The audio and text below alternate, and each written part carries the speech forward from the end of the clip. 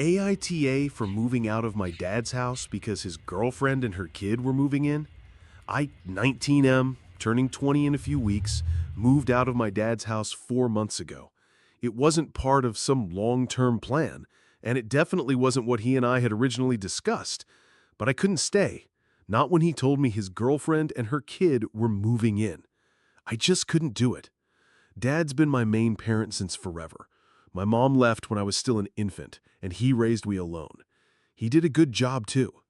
But his girlfriend, she's been a problem since I was a kid. She and my dad have been on and off since I was about 7. Never consistent, never stable. They'd be together for 6 months, break up for 8, then show up again like nothing happened. And when she was around, she acted like she belonged, like she could just slot herself into my life on her terms. When I was 10, she pulled a cruel stunt. She tried to set up a reunion with my mom behind my back. No warning, no talking to me about it, just decided I needed closure or whatever. My mom hadn't wanted to be in my life since I was a baby, and after one brutal encounter where she showed up just to argue with Dad and ignore me completely, I'd made peace with never seeing her again. But the girlfriend didn't care. She said I needed to face my pain and man up. I genuinely think she wanted my mom to come get me. My dad found out and shut her down immediately, but she never really apologized. She gave me this weird half-hearted sorry, like she was doing me a favor and I was being ungrateful. That was the first time I saw her for who she really was. Things kept building. Like when I was 12, she was supposed to pick me up from chess club and forgot her ID. The instructor couldn't release me, so she started yelling at them, at me, until someone threatened to call the cops. She finally called my dad, who rushed over, but it was humiliating. Kids filmed it. I got clowned on for weeks. She didn't even seem to care. I told her what happened afterward, and she literally rolled her eyes.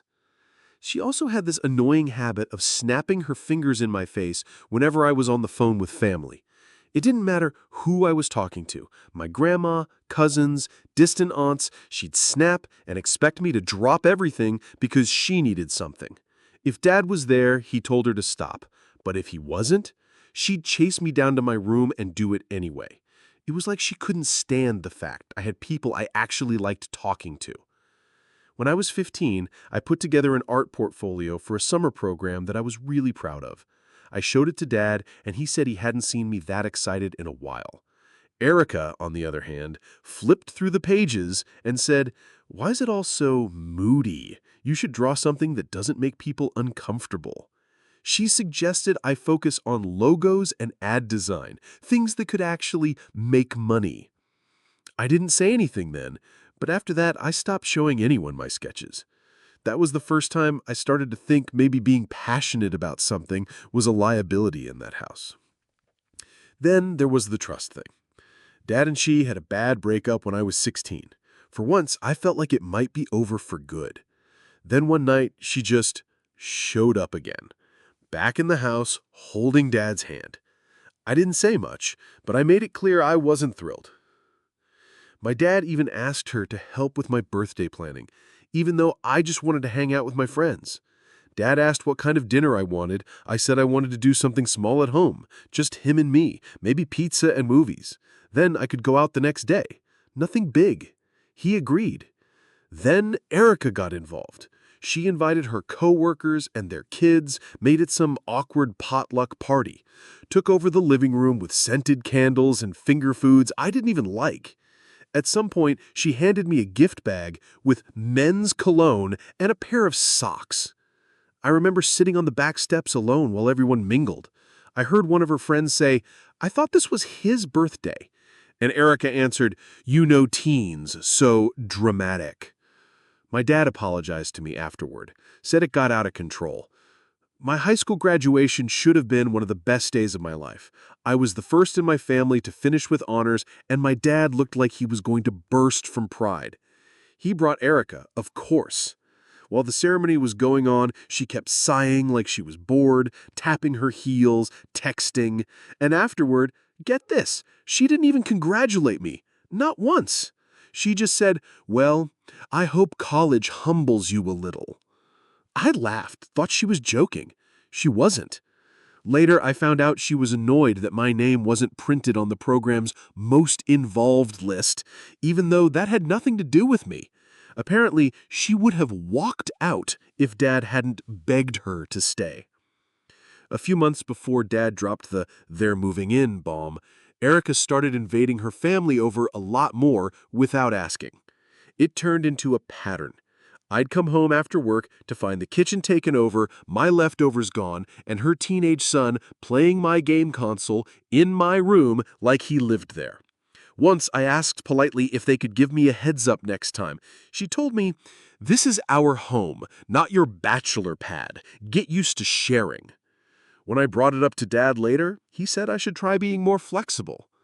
That was the moment I knew the ground beneath me was already shifting. I told him the next day that I'd be moving out.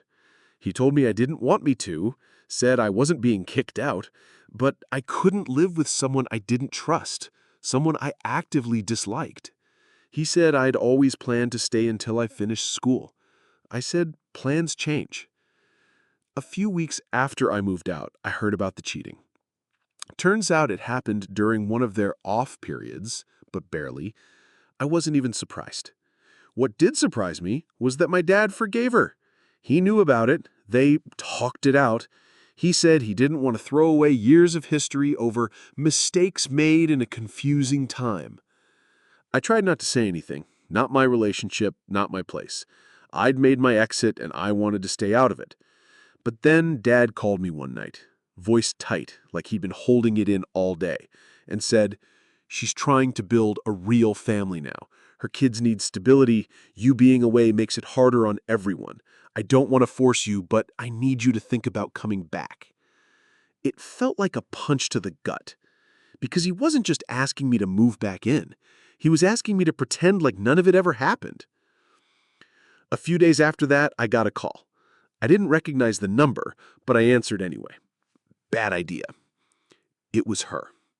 Her voice was syrupy first, fake sweet, asking how I was doing, saying she hoped we could have dinner sometime. I said nothing. Just silence. She snapped. "You know what? You're being selfish. I've been trying. I have tried so hard to make this work. And you, running off, playing victim, do you even care what this is doing to your father?" I said calmly, "You cheated on him." And she lost it. "That wasn't even when we were together, and he forgave me. He did. But you're hanging it over his head like you're the damn moral authority on this family. You're spoiling everything.